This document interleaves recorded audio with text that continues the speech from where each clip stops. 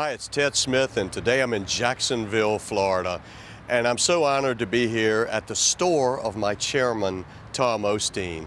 And you know, folks, working with Tom this year has been such a delight. He's a great dealer, he's a great leader.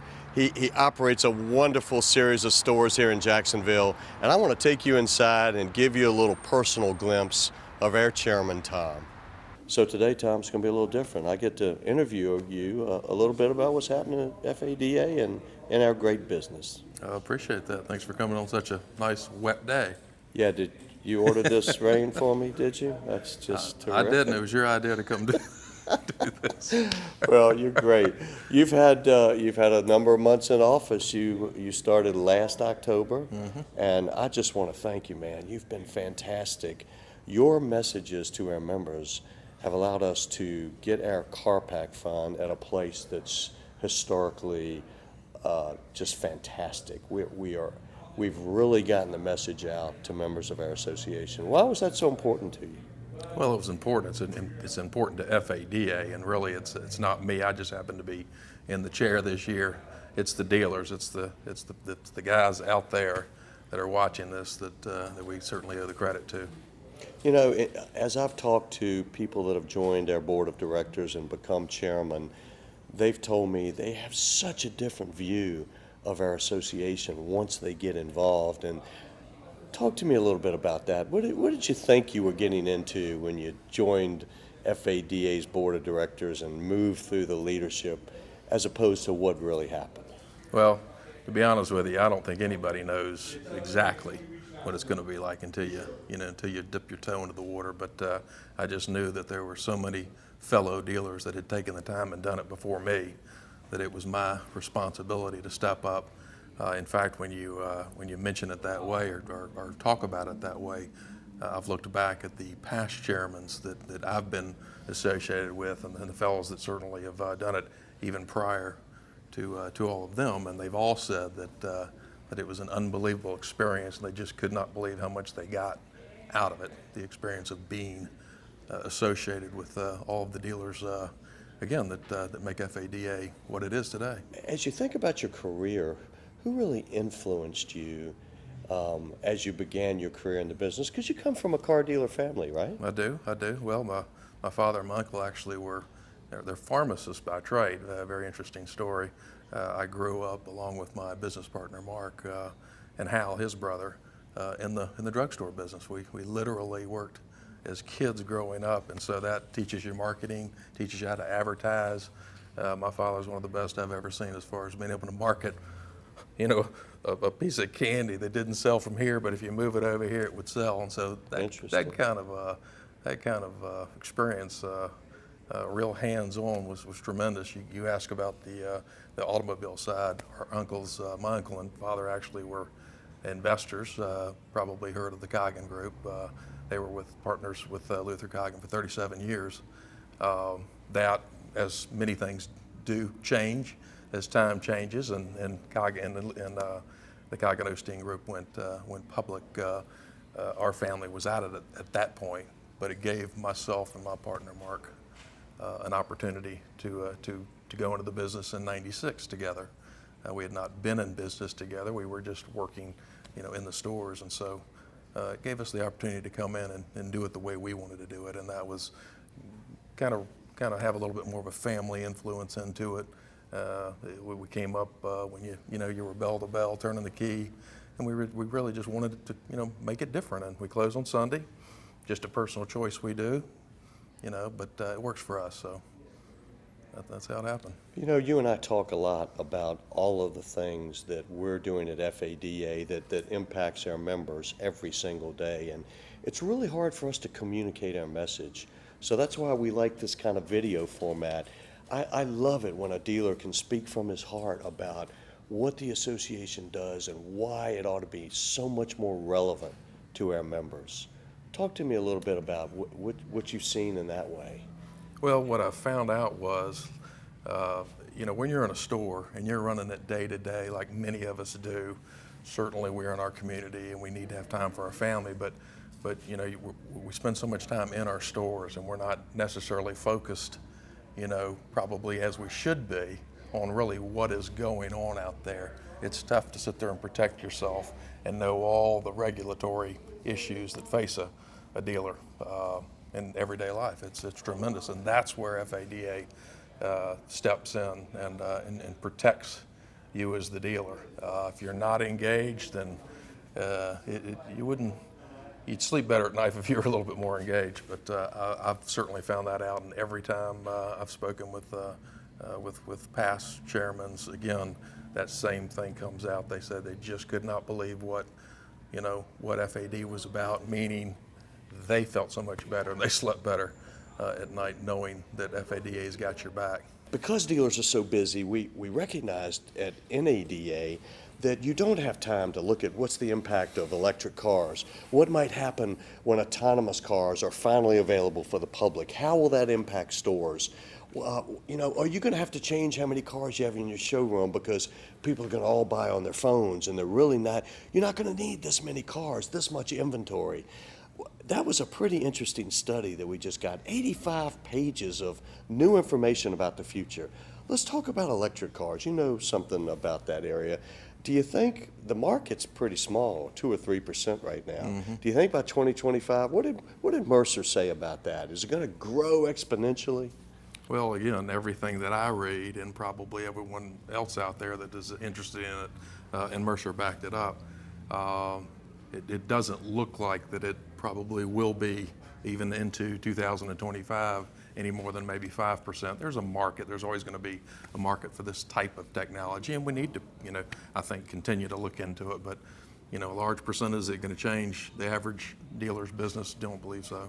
We're reading more and more about autonomous cars, and everybody expects that to have some huge impact on the business. The Mercer study said maybe not for a while, right? Exactly. Pretty much the same thing, possibly for another decade or more. That probably will not become the case. In fact, NADA, I just had read that over 75% of the public, and that is millennials all the way up to seniors, are very uncomfortable about total autonomy. So, again, it might have an application, but certainly we don't see it in the near future. You talked about your father and your uncle selling out to the Coggin organization years ago, mm-hmm. and that's what kind of launched you and Mark in the business in your own way. The study talks about Publix and whether Publix are going to continue to grow, or is it going to be private businesses that begin to own most of the dealerships in the country. Do you recall what Mercer had to say about that? As I recall, that certainly was not going to be the case. That it still is private entities that that are as a large percentage will have the ownership. Certainly, there's going to be more buyouts, if you will, from the Publix, but that's certainly not going to be the future. But they're going to be more privately owned than public. The Publix will not proliferate and own as many stores. And that makes sense. We hear that from the factory side. If you hadn't become a car dealer, Tom, what in the world would you have done with your life? I got to be honest with you. I've thought about that many times. But growing up in the business, sometimes you don't even let your mind kind of go to those other areas. Sure, I would like to have been a race car driver, maybe like a lot of guys have thought about. But it's all I've known. So.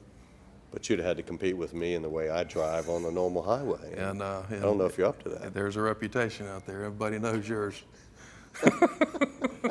You're a car dealer, but what if I'd thrown you into the world of sports? Now, I've seen your golf game. Yeah. So is there a particular sport you might have played as a major leaguer?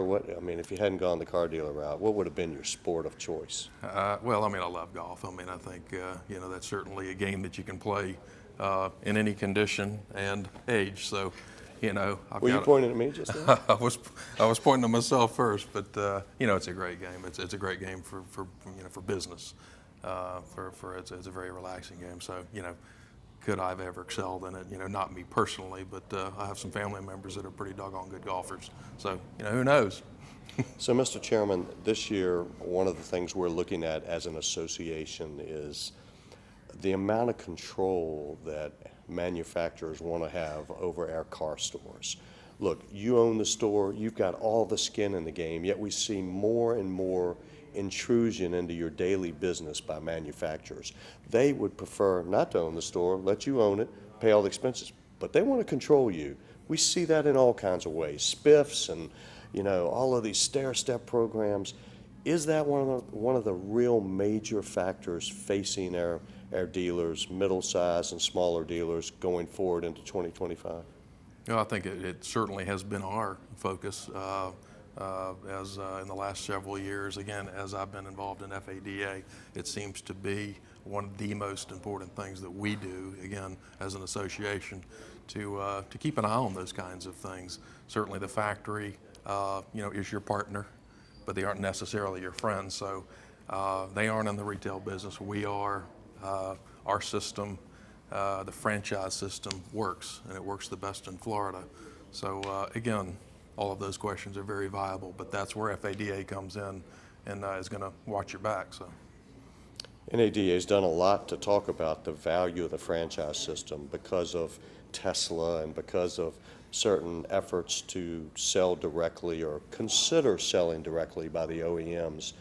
Do you think anybody's ever going to replace you as a car dealer? Absolutely not. It's been proven over and over that the car dealer, actually is the best system, or at least the franchise system, and how important it is. We do the best job in meeting with the public, and we support our communities. It'd be unbelievable for people to know exactly what the car dealer does in their community. But most importantly, when car dealers invest like you guys invest, and you purchase these cars, the competition drives prices down for consumers.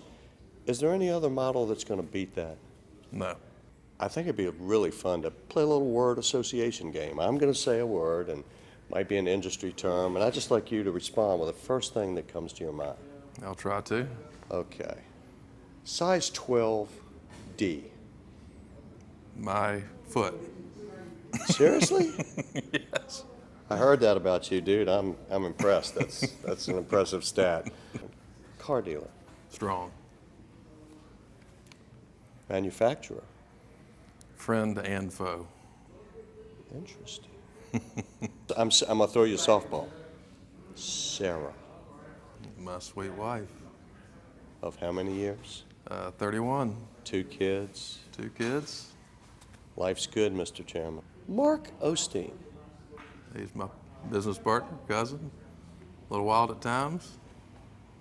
As you think about people in the association, does any particular dealer that you've met through FADA come to mind as somebody that has maybe either mentored you or just become somebody that you really respected? Any one of your fellow dealers come to mind? Well, it's interesting you said that. Ted Serbasic, which, as you know, is our legislative chair, past FADA chairman. Ted is a fellow that we've spent a lot of time together, as you and I didn't ever know Ted prior to, but Ted is with the Ritchie Group in Daytona. But again, just off the top of my head, he is the one that I probably would certainly say is the one that has been a great mentor to me, and still is very involved in FAD as a legislative chair. So I don't know what you and/or I would do without him. That's for sure. Well, Tom, I want to thank you on behalf of anybody that might be watching this video. It takes a lot to leave your business the number of hours you do to be chairman in a given year, and you've given it your all. You've been a great leader. You've handled our board meetings so well, but you've also helped us so much in the legislative area. You've got a real passion for what we do. You've communicated that very well to our members. So, buddy, I just want to thank you. You're an awesome chairman. And you're a great president. You've been a great president for the organization. We appreciate it. Thanks, man. Thanks for having us here in Jacksonville. Thank you.